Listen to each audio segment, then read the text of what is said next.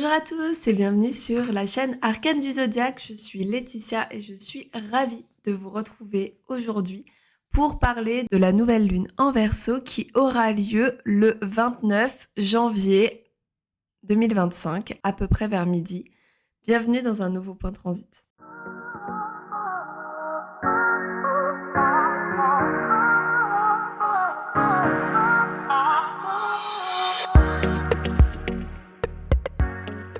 Avant de commencer cette vidéo, n'hésitez pas à vous abonner à ma chaîne si mon contenu vous intéresse et à liker la vidéo, ça m'aide vraiment beaucoup. N'hésitez pas aussi à me rejoindre sur mon compte Instagram Arcane du Zodiaque et sur mon site www.arcaneduzodiaque.com où je publie pas mal de contenu. J'ai également une newsletter que j'envoie à peu près toutes les 2 semaines.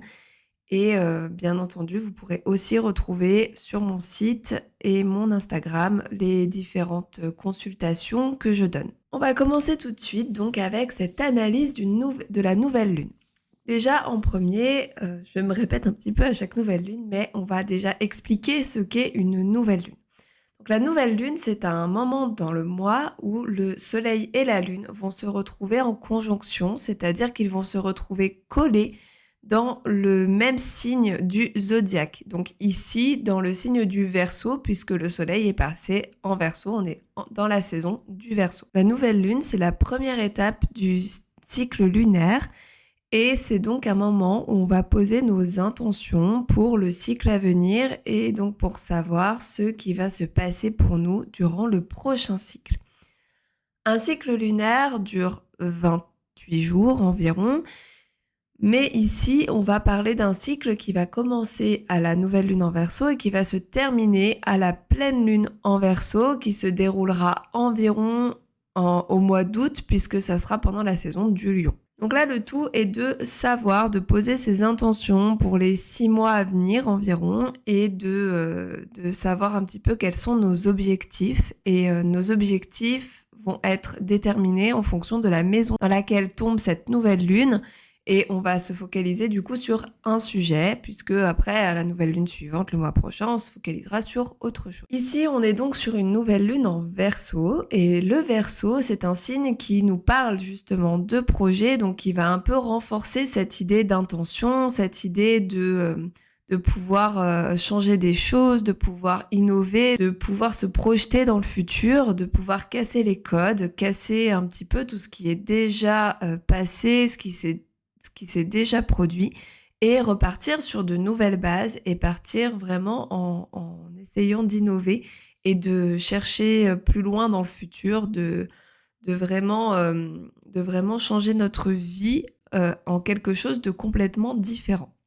C'est ça l'énergie du Verseau. Le Verseau, c'est vraiment un signe qui va être visionnaire, donc on aura beaucoup plus envie de se projeter avec cette nouvelle lune, on aura envie de vraiment poser des projets sur plus ou moins long terme. On va avoir envie de changer les choses. Le Verseau, ça va être vraiment ce signe qui va nous pousser à mettre un coup de pied dans la fourmilière pour casser ce qui est déjà établi et construire du coup quelque chose de nouveau et de complètement différent.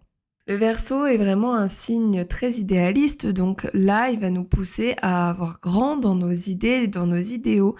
On va être poussé à suivre un petit peu les idées que l'on a et à essayer de rêver. Alors, on va voir après avec les transits qui tombent en même temps que la nouvelle lune. Et on va être vraiment poussé à rêver grand, à voir grand et à essayer de changer les choses complètement, à changer les choses de manière un peu drastique. Le Verseau, c'est aussi un signe qui est très mental. Donc attention durant cette nouvelle lune à ne pas trop être dans vos pensées, à ne pas être trop perturbé par des idées qui vont tourner à fond, à ne pas être trop embarrassé par votre mental qui risque d'être omniprésent. Ça va être le moment d'essayer de le calmer un petit peu parce que vous risquez de vraiment avoir plein d'idées, mais pas que, ça risque vraiment de tourner en boucle, de chercher, vous allez chercher des solutions à vos projets, à plein de choses et du coup, ça risque d'être un petit peu compliqué. Vous allez être plus tellement dans votre corps et vos ressentis, vous serez vraiment là-haut. Alors, cette nouvelle lune ne se passe pas toute seule. Comme vous le savez, les planètes continuent constamment de bouger dans le ciel et elle va être en lien avec d'autres transits planétaires. Mais pour une fois, j'ai envie de dire, parce que franchement, depuis le début de cette chaîne, depuis le début des vidéos que je fais, je crois qu'on n'a pas eu une nouvelle lune ou une pleine lune sans aspect de tension. Et pourtant, là, ça va être le cas. On est vraiment sur une nouvelle lune avec des super aspects. Ici, la nouvelle lune, elle va être en lien avec une seule planète. C'est la planète Jupiter. Donc Jupiter qui est le grand bénéfique du zodiaque, qui apporte en général son lot de chance. Et ici, il va donc nous permettre de rêver vraiment grand. C'est une planète très optimiste. C'est une planète qui va exagérer un petit peu tout, qui va nous aider à nous expandre. Et du coup, c'est une planète qui va aider à ce que nos projets se réalisent. Donc là, vraiment, s'il y a un moment dans l'année pour faire vos intentions, pour les poser vraiment et y croire, c'est clairement cette nouvelle lune puisque Jupiter va vraiment pousser les choses pour que vos intentions de cette nouvelle lune marchent et surtout se réalisent dans l'année et dans le temps donné. Donc vraiment très très bonne vibe sur cette nouvelle lune. On va être vraiment dans je fais des projets, je marque mes projets et j'y vais. Hein. Le Verseau, il reste quand même pas mal dans le mental, hein, on va pas se mentir. Mais on est quand même ici pas dans un moment de repli sur soi. Donc c'est le moment un petit peu d'initier les choses. Attention encore, Mars est encore rétrograde, donc c'est pas non plus le moment d'y aller à fond. Ensuite, donc cette nouvelle lune, elle est juste en trigone à Jupiter. Elle n'a pas d'autres aspects avec d'autres planètes. Par contre, les planètes continuent de bouger, comme je l'ai dit tout à l'heure, et les autres planètes, elles, sont en aspect entre elles. Donc pas avec la nouvelle lune, mais en aspect entre elles quand même. Donc on a Mercure qui va rentrer dans le signe du Verseau juste avant et qui du coup va se retrouver en conjonction à Pluton. Alors Mercure en conjonction à Pluton, ça pourrait nous donner de grandes révélations et des prises de conscience au niveau de certains traumas, de certaines blessures, de certaines choses qui bloquent un peu notre développement personnel et notre évolution. Donc ici, c'est un super moment pour faire du journaling avec Mercure conjoint Pluton, mais ça, j'en parlerai dans un petit conseil astro. On va être amené ici à réfléchir à ce qu'on veut transformer dans notre vie pour être un peu plus aligné avec nous-mêmes et pour être mieux, tout simplement. Ensuite, on a Vénus qui sera aussi conjointe à Neptune et en sextile à Uranus. Donc, elle fait deux bons aspects, Vénus, à ce moment-là. Donc, Vénus, qui est aussi une planète de chance comme Jupiter et qui est la planète de nos relations et de l'argent. Vénus, elle va nous pousser ici à faire ce qu'on aime et à ne pas hésiter à rêver grand aussi, à regarder vraiment ce qui nous anime et ce qui nous plaît et à mettre les choses en place pour faire des choses qui nous plaisent. Vénus conjointe Neptune va donc nous pousser à rêver grand, à marquer tout ce que l'on veut et tout ce qui nous attire, tout ce qui nous fait plaisir et à vraiment mettre les actions en place pour pouvoir réaliser tout ça. En plus de ça, elle va se trouver en trigone à Mars. Alors Mars est encore en rétrogradation, comme je le disais juste avant. Donc du coup, on n'est pas forcément sur une mise en action de dingue, mais par contre, on peut penser que Vénus va être d'autant plus passionnée parce qu'il vous attire. Hein. Donc vous allez être encore plus passionné et avoir encore plus envie de faire les intentions que vous allez poser, vous allez sentir un regain de passion là-dedans. Et du coup, on peut quand même avoir une certaine forme de force d'action au niveau de ces projets-là. En tout cas, on est vraiment sur des super transits, donc c'est le moment. Et donc, c'est vraiment, vraiment le moment de réfléchir à vos projets et de poser vos intentions. Donc si vous avez un petit moment, ça ne demande pas vraiment 1 milliard d'années, hein. Le tout, c'est de se poser, de prendre une feuille de papier ou un petit carnet et de marquer tout ce que vous avez envie de faire pour les 6 prochains mois. Et du coup, juste après, à la suite de l'explication, je ferai un petit tour du zodiaque aussi pour que vous sachiez dans quelle maison est-ce que ça va se jouer pour vous et du coup, sur quel aspect de votre vie il va falloir vraiment vous focaliser pour vos intentions. Comme je l'ai mentionné en début de vidéo, la nouvelle lune va se trouver à 9 degrés du signe du Verseau. Donc le soleil et la lune seront conjoints à 9 degrés du Verseau. Et du coup, il pourrait être super intéressant d'aller regarder votre thème astral pour voir si vous avez des placements à peu près à 9 degrés du Verseau, mais aussi des signes du Lion qui est opposé et du Taureau et du Scorpion qui sont en carré. Donc si vous avez des placements dans ces signes-là entre 0 et 19 degrés environ, eh bien vous pourriez ressentir cette nouvelle lune d'autant plus fortement et être un peu plus déstabilisé. Par contre, si vous avez des placements en Gémeaux, en Balance ou en Sagittaire, au contraire, c'est plutôt bénéfique pour vous. La nouvelle lune fera des aspects harmonieux avec avec les placements de votre thème qui se trouvent dans ces signes-là. Donc si vous avez des planètes personnelles dans ces signes, eh ben, ça sera plutôt cool pour vous. Pour les autres, ça sera plutôt neutre. Donc c'est ultra important de regarder si vous avez des placements dans les signes que j'ai mentionnés et de regarder s'ils sont entre 0 et 19 degrés de ces signes. La nouvelle lune ne va pas impacter tout le monde de la même façon.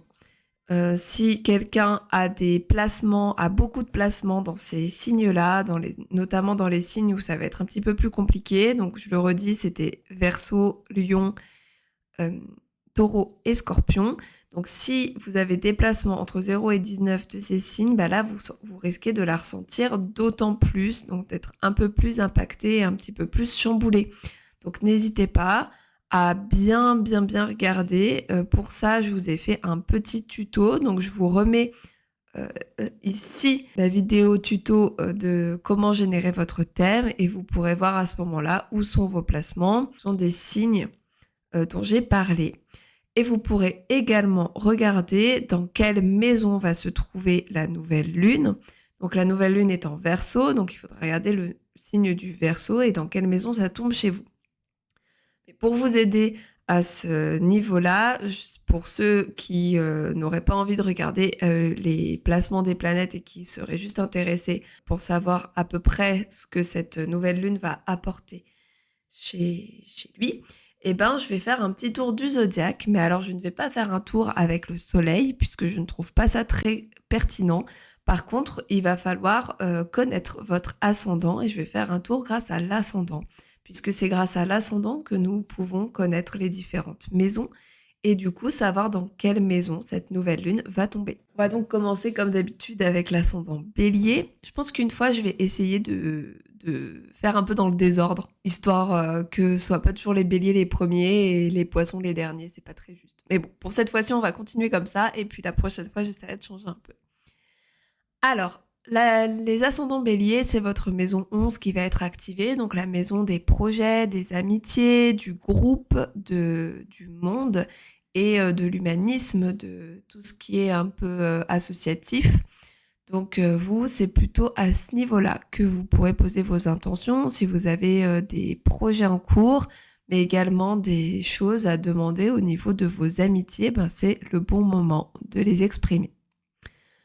Pour les ascendants taureaux, c'est la maison 10 qui sera activée, donc maison de la carrière dans le sens vraiment grand du terme, pas juste le travail qu'on fait au quotidien, ça sera la maison 6.